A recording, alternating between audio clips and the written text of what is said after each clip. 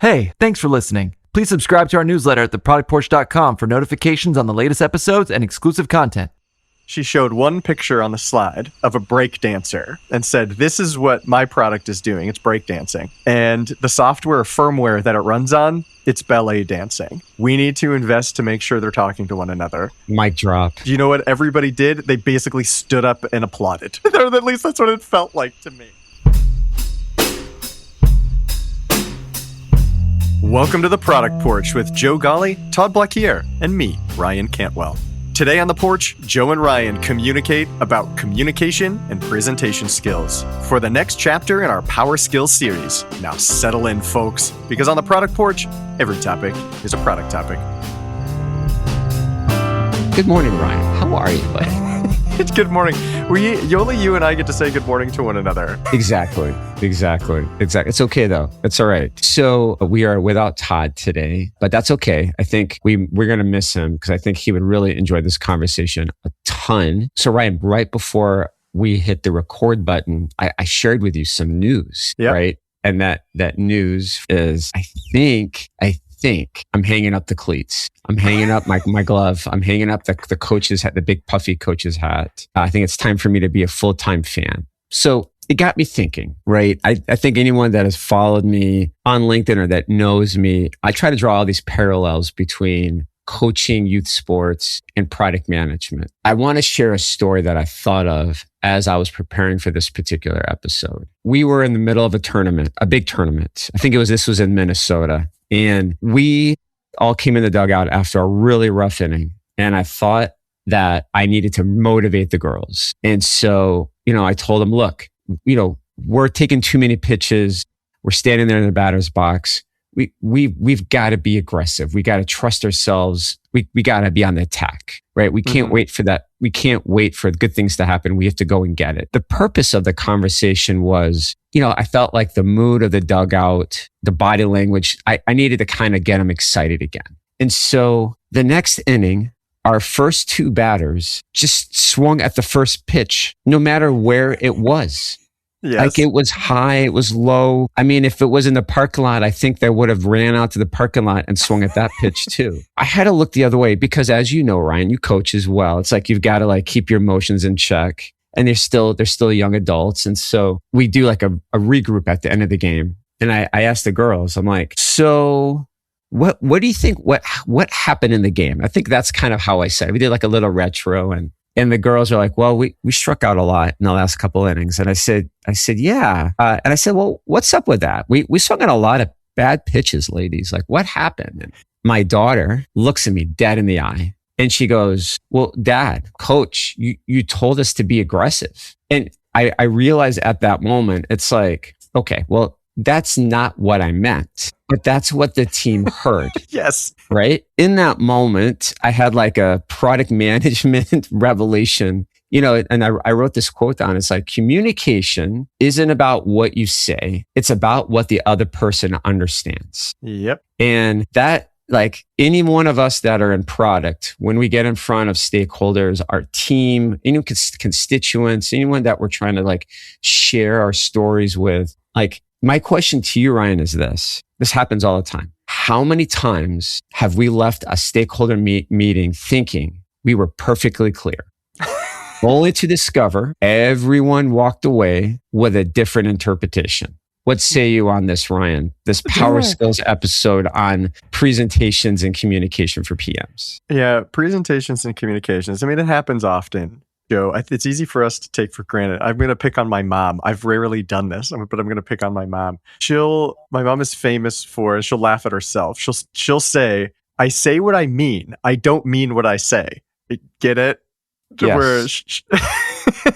So I feel like there are times when I have said things to stakeholders and I'm saying what I mean, but they're hearing my meaning is different, kind of like in your softball story. And I want to be clear up front, Joe. When we talk about presentation and communication skills, it's easy for all of us to envision standing in a room in front of a screen with a slide deck behind us. But I also want to say these skills are applicable even in the elevator when your CEO steps in and asks you a question. So they happen in the small moments just as much as the more formal and big ones. Yeah. As I was thinking about this particular episode and this topic, I don't know if I had like a ranking, 1, 2, or 3 in terms of, most important skill that a product manager has to have or a product leader has to have. I want to ask you this. Why do you think communication's right up there? I think it's so obvious for a product person to be a good communicator because we're supporting and enabling virtually every cross-functional area of the business. We need to be able to not only support them, but align them, coordinate them to achieve a goal. And that's why these communication skills become important. And I think it's easy to take them for granted, just to say, oh, yeah, the communication, really important. What we don't talk about enough is how to do it well.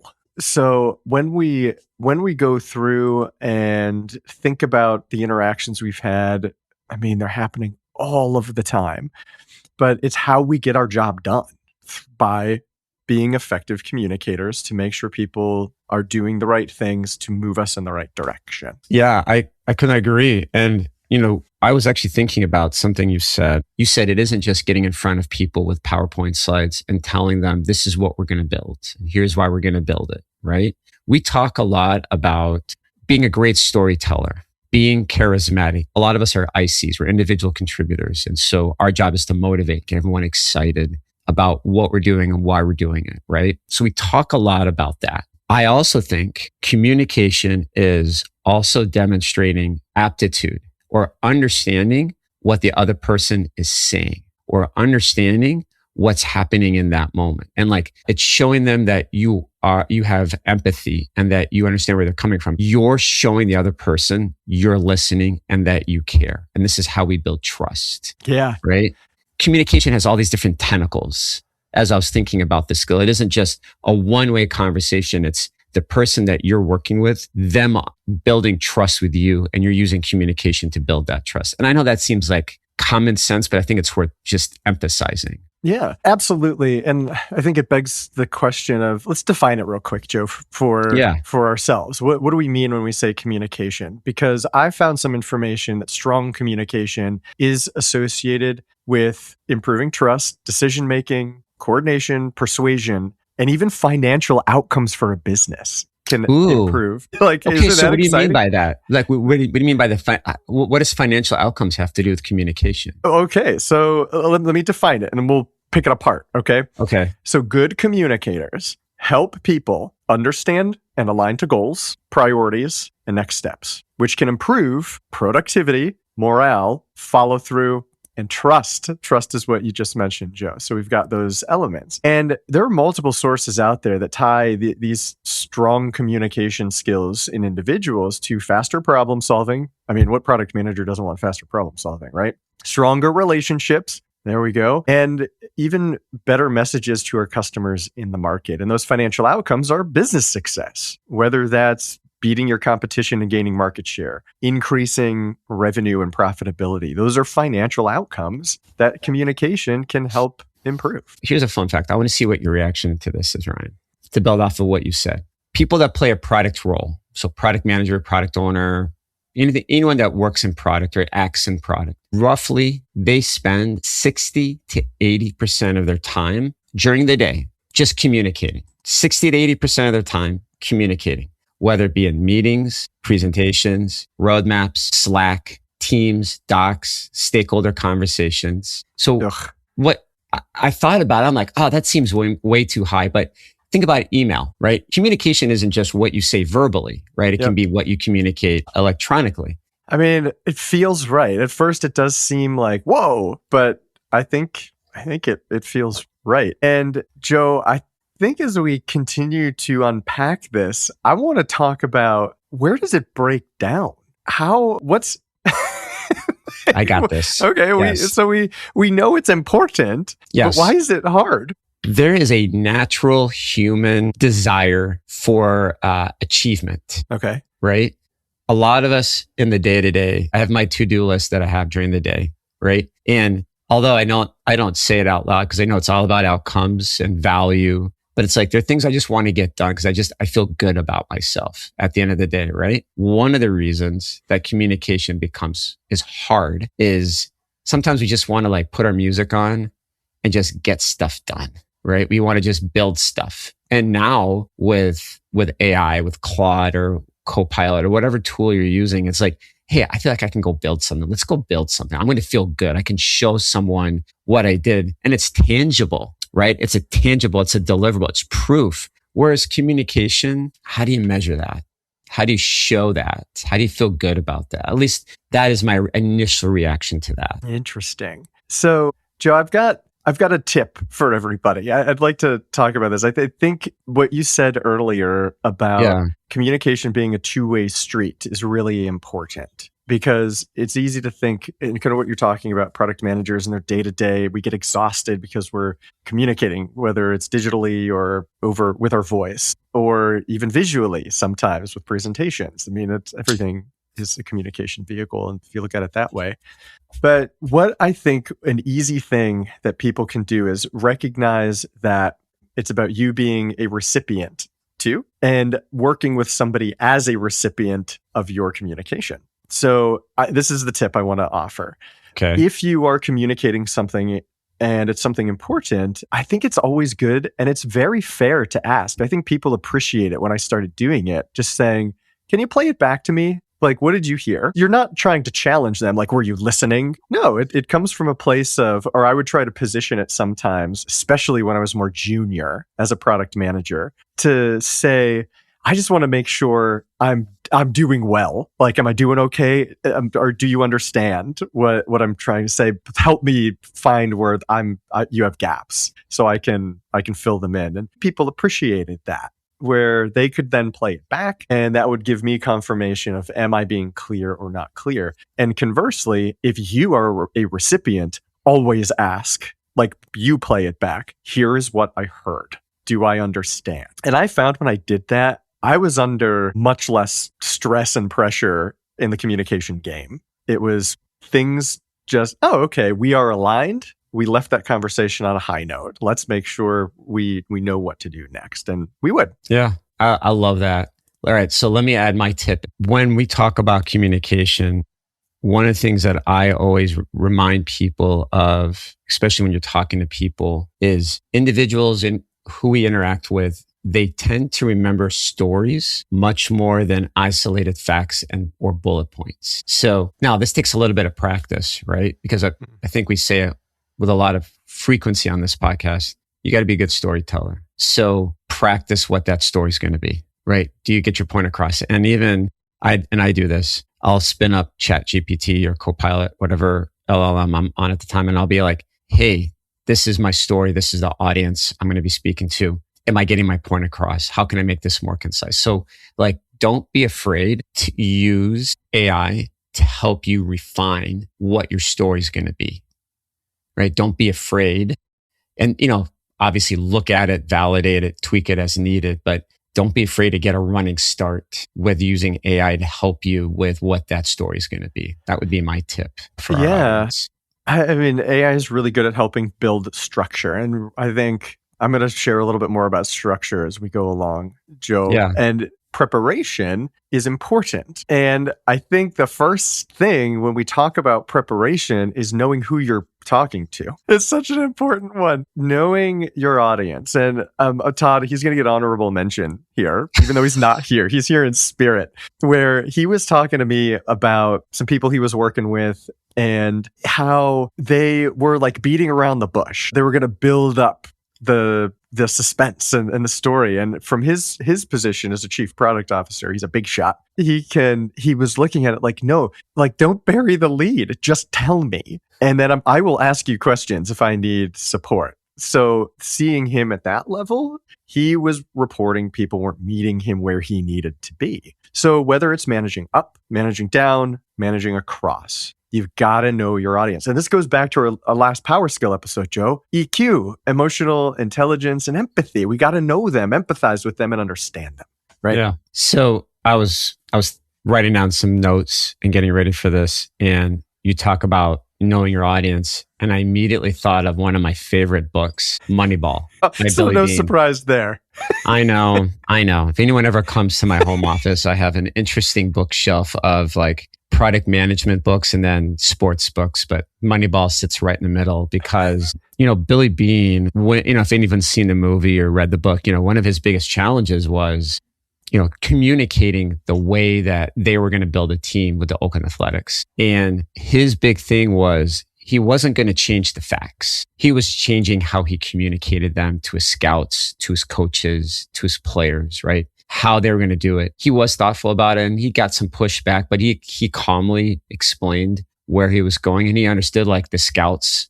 These are guys that have been in Major League Baseball for 30, 40 years. They had their way of doing things. And he knew this was different. This was going to shake their core in terms of how do you evaluate professional baseball players. And so, that was one of his biggest challenges. He walked into a lot of those meetings knowing his audience, right?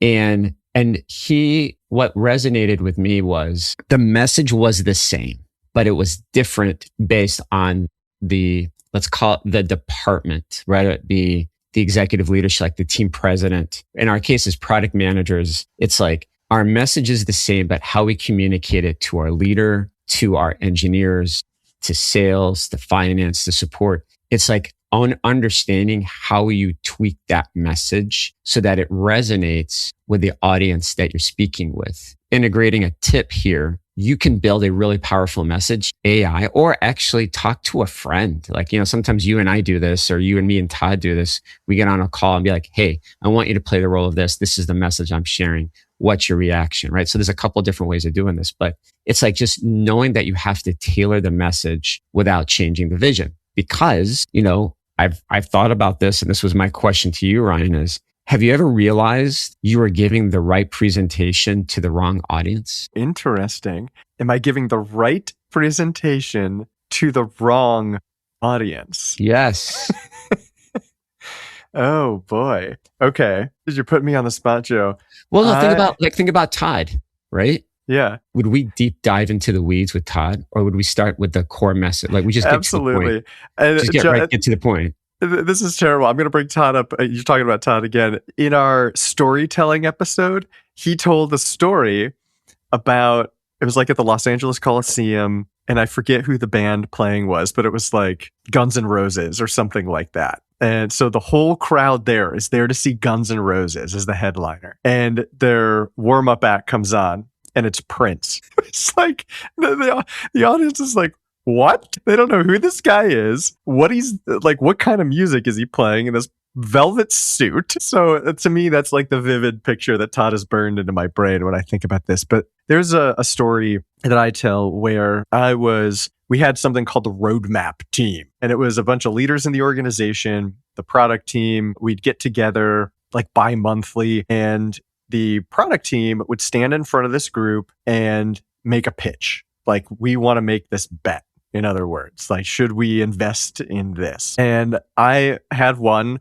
I got up there. I had my presentation prepared. I was going to prove the ROI of what I was suggesting. So the short story is I got in front of the room, I delivered that presentation, and it was a resounding no. So I got to head back to my seat with my head down.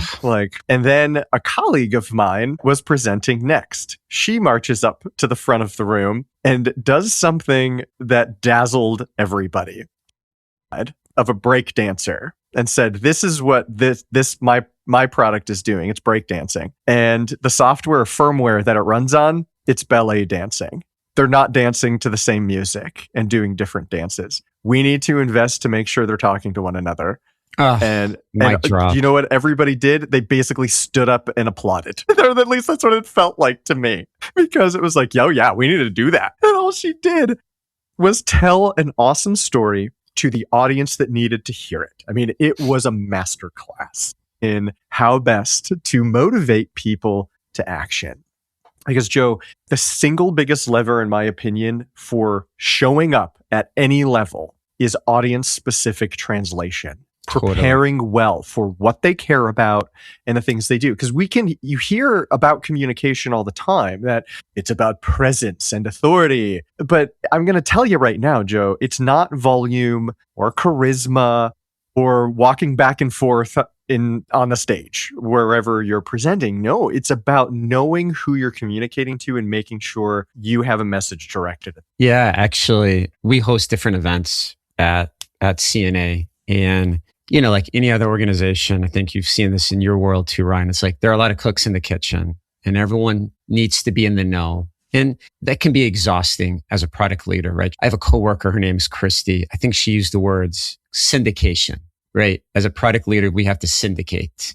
We need to get alignment on a new event that we're going to be hosting. And I have all this detail, like background, how we got there, how we're going to do it. And it's like, and I thought about it. I'm like, all right, for this audience, how are we going to get their alignment? Because there's no way they have enough time to read this very long email that has a lot of detail.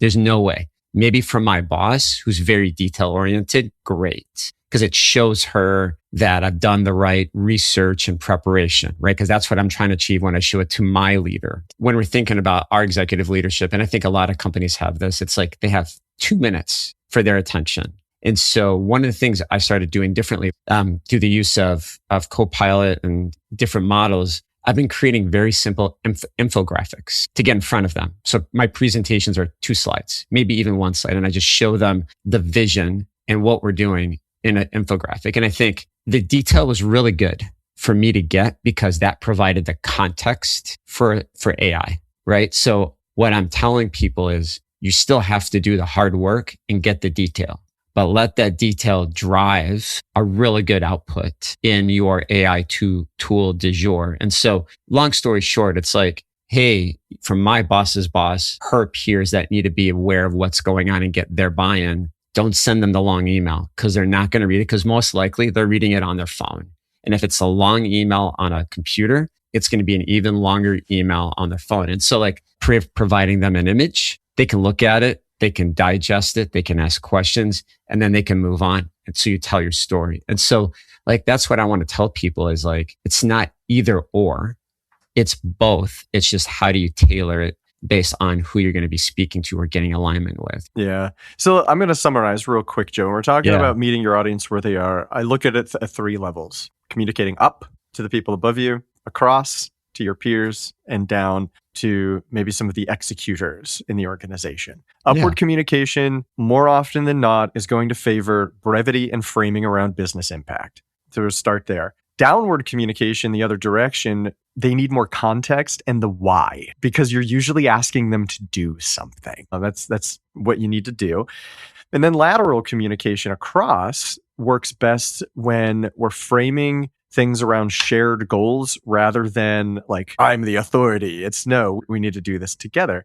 And in any case, universally, what we need to do is make sure we understand what problem they are trying to solve, their problem, and tailor our message to show them we are helping you try to do that. And that's what's going to get them engaged. They're going to lean in as soon as we do. I love how you slid in, like, understand what problem we're trying to solve. It's like, it's like universally agnostic to any product challenge or skill that you have. It's like the underlying skill or how you engage, how you work with, how you execute the work that you're doing as a product leader. So I love that. Yeah. And I think that kind of half steps us, Joe, into talking about what does good look like when it comes to communication. Let's run through a list. Let's do a lightning round, Joe. Okay, let's do it. All right. What's your first tip of what do great communicators do? Storytelling over statistics. Okay. Storytelling. Yeah. We make things have emotional weight. And that's the story has to connect to those problems we just mentioned. I think that's a good one. All right. Here's mine. You got to be simple, not complex. The more simple and plain you can be, the better your communications are. Simplicity wins every time. I love that. Creating clarity instead of information overload. Creating clarity instead of information overload. Okay, tell me more. What do you mean by that? I think it's like what I try to do more and more as I communicate with leadership. It's like what I want you to take away. Like I start every presentation or discussion with, this is what I want you to take away from this conversation. So like I get right to the point. Okay. I don't belabor it. And then I have the supporting slides that tell the story. Yep. Okay. So the next one I have, Joe, is preparation. I think the best communicators are the most prepared communicators. Yes. Because the more you prepare, the better you can meet your audience and the more confident you show up. The more confident you show up, the easier it is to make your points both clear, concise, and simple. Yes. Preparation. I think sometimes people construe over preparing, the presentation itself is going to drive the confidence. And I'm like, no. It's knowing that you're walking into the conversation and you know the answer to the questions your leader's going to ask because you've done your homework. Mm-hmm. That's going to show in the way that you answer questions and you are able to handle any kind of dialogue that happens. I love that. All right. So here's one. And I had to laugh at this. I almost called my mom because this is something that the 3-year-old version of Joe Ghali heard all the time. And that was listening before speaking. Right? That is what great communicators do differently. They listen before speaking. And I think it's one of the hardest things that we want, that even as a middle-aged individual, it's still one of the hardest things a lot of us have as a skill. All right. Another one I have, Joe, is have some frameworks ready. Frameworks give you structure. It's easier to communicate simply in a storytelling method and then know which one to pull out of your toolbox for the right audience if you have different frameworks to lean on. So I'm going to build on that too. So frameworks, but also practice them. So the best communicators not only have them, but they actively practice them. So now we've done our lightning round. Ryan, you've mentioned frameworks for for communicating. What are some of those frameworks? What are some examples of frameworks that you have in your toolbox as a product leader? Oh gosh, there are so many that are out there potentially for people to do or try. But there's one that I found, Joe, that I'd like to share today because it's so simple. So there's a fella on YouTube. His name is Vin Gang. And I'm probably mispronouncing his name. I'll spell it. It's VINHGIANG. Vin Gang. But he is a expert on public speaking. And he calls this the 1, 2, 3 approach to a framework. And it's something we can all carry in our mind. What he says is your brain, if you enter a conversation, your brain runs wild. It's just, what should I talk about? And it goes in a million directions at once. And this gives you a structure or a framework to anchor to. You start with one thing. Okay. That's it. One thing. Tell me one thing about it.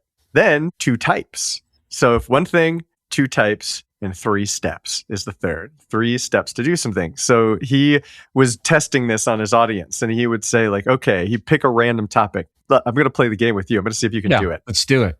All right. I'm going to pick something that I'm familiar, closer to than you. Cars.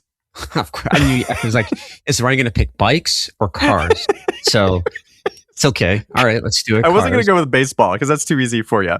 It is. All right, tell me one thing about cars. You need a motor of some sort to drive. And 2 types? Sedan and SUV. All right, tell me 3 steps on how to drive a car. You put your seatbelt on, close the door, turn on the ignition. Easy, right? You just did it. One thing, 2 types, 3 steps on a topic I just put you on the spot for.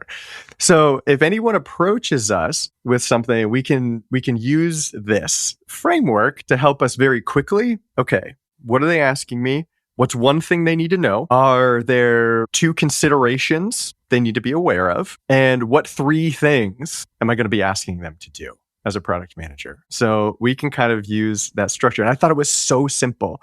And having that framework makes you less nervous and more confident because we're ready. We can lean in. We become more excited to communicate, which allows the other person to lean in too. I love that. So we talk about some of the frameworks, but practice. Mm-hmm. How does one practice a presentation? Is it as simple as asking your kids to, hey, come into my office, let me share with you what I have? What's a practical way of practicing? Is it as simple as that, Ryan, from your perspective? Okay, so this is an interesting one, Joe. I've got a few recommendations here. When it comes to your frameworks, in the storytelling episode, I talked about some storytelling frameworks too. I'll just give them honorable mention. I won't go into detail, Joe. Yeah. Something like the story spine will help us organize our thoughts, the hero's journey, as well as promise, progress, payoff. We make a promise, we show progress, there's a payoff. We can also start with the end in mind. Like I talked about Todd earlier. How can we're going to start at the end and then build up